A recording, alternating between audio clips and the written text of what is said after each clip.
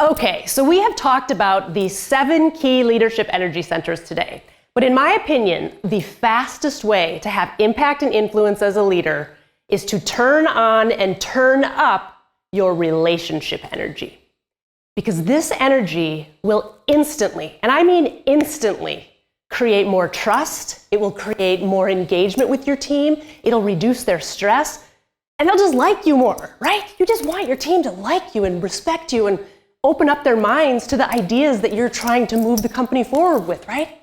And relationship energy will do it instantly. Now, I like to say, when you're trying to amp up your relationship energy, that you should be a light and not a shadow. Be a light, not a shadow.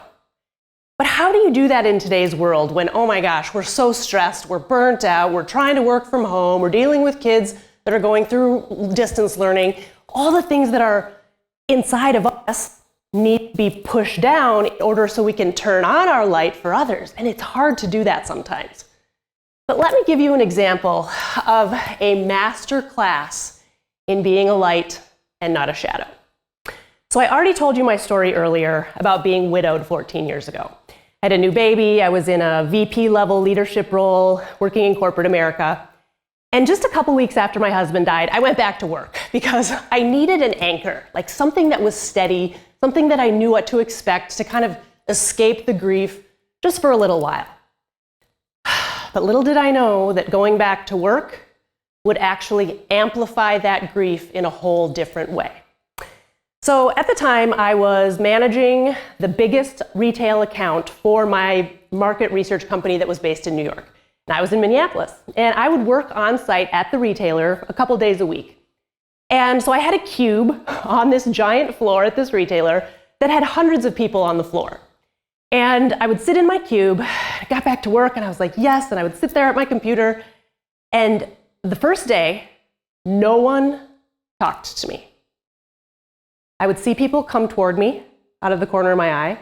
They would see I was back at work, and they would turn around and walk the other way. And that went on for 3 weeks.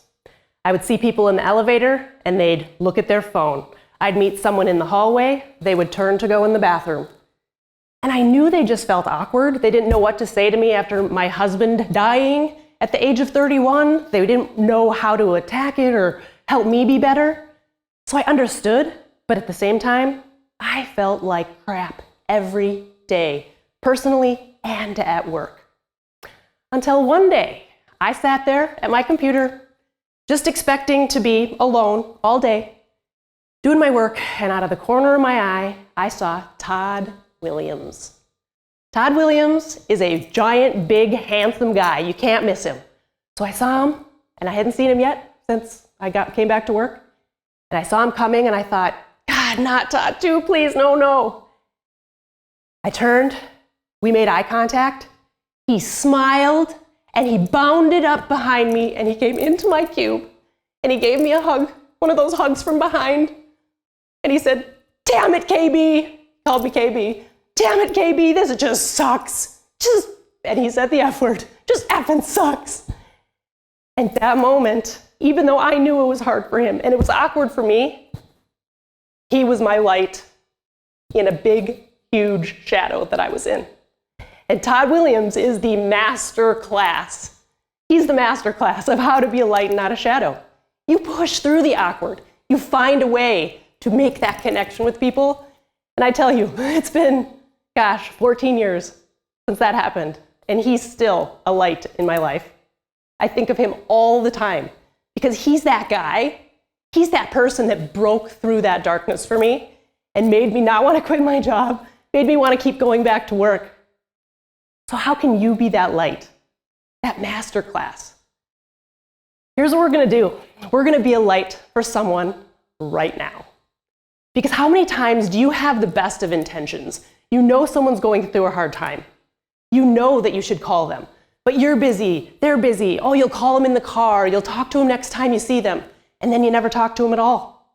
Time goes by, and you've never acknowledged that person's rough time. So right now I want you to think of someone at work that you know is going through a rough time.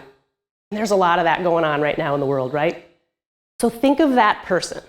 Could be a coworker, someone on your team, maybe it's a vendor or a customer. And guess what I'm going to have you do? You get 5 minutes right now to call them. You're not going to wait till after the conference is done. You're not going to wait till you see them next time wait till you feel less awkward. You're calling someone now because you need to be that light, not a shadow. You need to acknowledge that people are going through difficult times. And when you call that person, you will change their day and maybe even the rest of their life. So right now, I'm giving you 5 minutes. Be back here at 2:45. You need to go call someone now because they need a light. They need you. I'll see you in 5 minutes.